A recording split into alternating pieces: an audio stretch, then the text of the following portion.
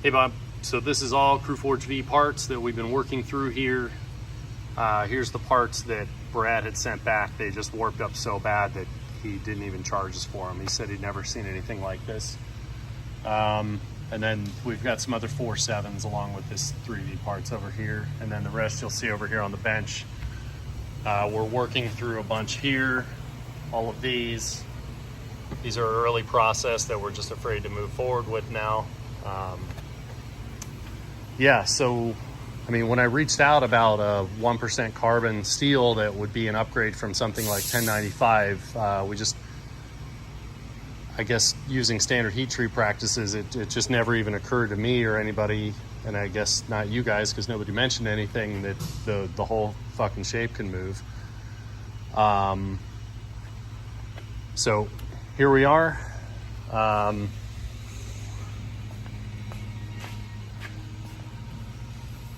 Here's some 3V parts. Obviously we're holding really nice tolerances. Everything matches up outside of that little foil there, but they're all flush. And then moving into some of the Cruforge parts on top here, they just don't match the profiles. Even these two are similar to one another, but they've moved from what we originally machined. And then looking into these other parts here, we've got everything pinned together. It's all over the place. And the grip wells have moved. The whole shape has just changed throughout this. I'm really sorry to hear that I'm gonna have to talk to Scott Devanna about this now. We did this deal and nothing like this was ever brought up. And that's cool if that's the direction we're gonna go with that. I'll absorb it and figure something out, but I just wanted to share all this with you. As far as warping, yes, we did notice some warping with the Magna Cut as well, and obviously this. If it's not too unreasonable, I can flatten these out, no problem. And we're getting really good flatness here successfully, and doing a good job, but there isn't shit I can do if some of these profiles have moved a 1/4 inch or more from what was originally intended. So I just wanted to show you what's going on. I guess for now we'll keep getting CPM steel. Just let me know if this is my problem now. Please just let me know that, because I think Peter's Heat Treat did everything that they were supposed to according to the heat treat protocols and everything. They've done this steel in the past. Just let me know so I know how to handle this publicly, and I just, we'll deal with it. Hey Bob, this morning what I'm talking about here is Cruforge V parts. I talked to Scott Devanna, who talked to Brad Stallsmith. They're trying to figure out what could have gone wrong, but so far Scott Devanna said that, as it was explained to him, Brad did everything right on fixturing and handling of these parts. And they're very twisted up. If they were just bowed, I could handle that. But what's happening here is the shape has changed, and I'll explain that in a minute. So far, we know these are all bad, and these are all bad.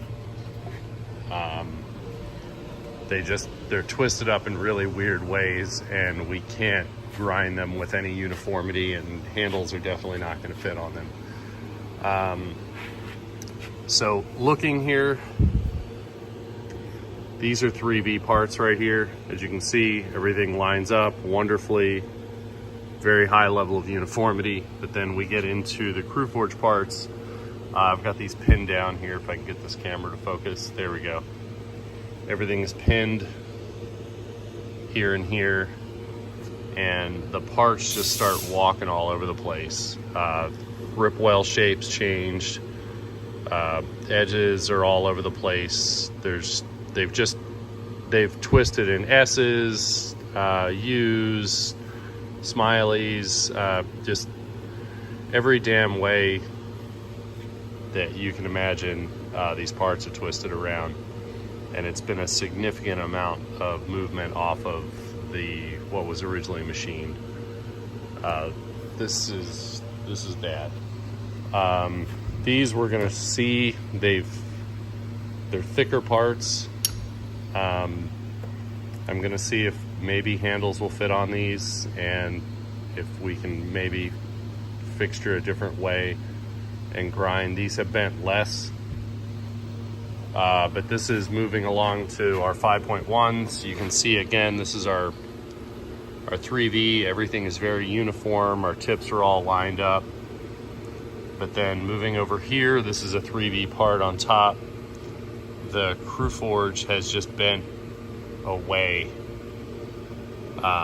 Even some of these that are more or less uniform within themselves out here, they're warped in other areas, or they've changed in an odd way from what was originally machined. So I'm just not sure about, we're going through these to try and figure that out, because that's going to be, I mean, that's almost 400 parts down there in the Cruforge. So that's stalling future production here. It was that whole 500 pounds we processed here. All of that stuff, some of these down here. I don't know. I sent some of these off to Scott Devanna for him to do an inspection, virgin material as well as heat treated parts, to see if there's a materials issue or what, if anything can be gleaned from that. But this is pretty catastrophic right now, and I'm not really sure what to do. Like I said, if it's just a flattening thing, I've got a carbide thing here. I don't know why my camera's not focusing, and we hammer flatten everything. It's very easy to do. It's not very time consuming. I just listen to music and get it knocked out. But this shape change is insane. Everybody I've shown this to has never seen anything like this, and I'm really at a loss for what to do here. This was supposed to be our comeback, and these are all fresh sellable parts, and they're not fresh or sellable. So anyway, I'm gonna keep working with Scott and Brad, but I'm not sure what to do. It's just a lot of work and materials that don't look like they're gonna work out to any sort of production standard. Hey Bob, hopefully you can hear me okay. Some things have been weighing on me since our discussion the other day. You did remind me that there were 2 separate rollings, and if we had seen this sort of issue in our 2015 rolling, there was no way that Travis at Precision Plus and then Larkin Precision especially would have been able to grind these with any precision at all. We didn't have any issues back then. I had no ability other than hand fixing things to address anything like this at all. And so that got me wondering and just exhaustively inspecting all of these parts from these batches. And I think I've made some discoveries, because those first ones, they were just machined. I was sent machined handles. Larkin did the grinding based on a blueprint. And I had them Cerakoted locally. So if this had happened, those wouldn't have gone together. I wouldn't have been able to coat them and have the knives go together.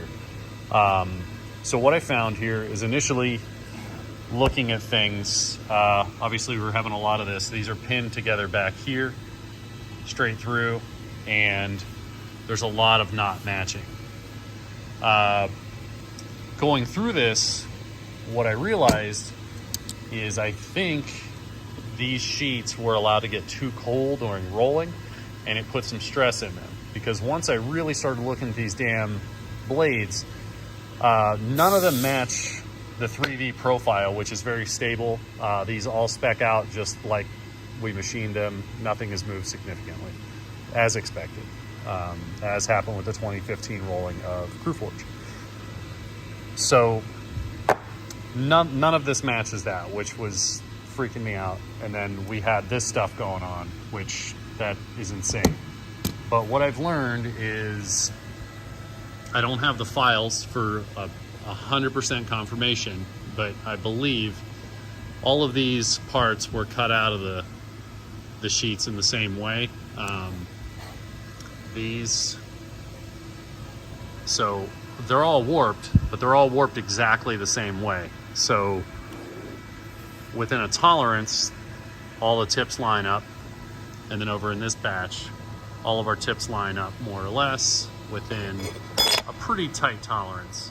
It's not as stable as 3V, but that's within like an oil hardening tolerance that I would expect, and something I could still work with.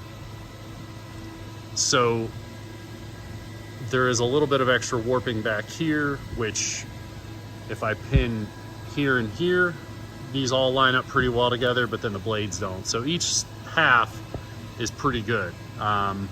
These kind of bent up, and then what I found looking around is these other ones bent down.